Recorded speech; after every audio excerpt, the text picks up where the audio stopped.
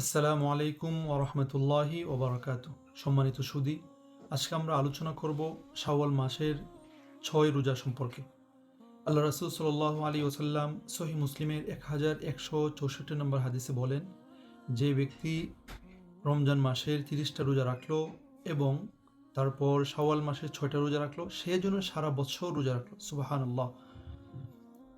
তবে এখানে অনেকেরই একটা প্রশ্ন থাকে যে শাওয়াল মাসের ৬ রোজা কি আমরা কিভাবে রাখবো? এটা কি লাগাতার রাখতে হবে নাকি ভেঙে, ভেঙে রাখা যাবে? তো এখানে যেহেতু শরীয়তে কোনো স্পেসিফিক ওয়ে অথবা কোনো স্পেসিফিক টাইম বলে দেওয়া হয় নাই। জাস্ট বলা হয়েছে যে শাওয়াল মাস জুড়ে ৬ রোজা রাখলেই হবে। সেহেতু আমাদেরকে এটা স্পেসিফিক কোনো ডেটের সাথে ফিক্সড না করা উচিত।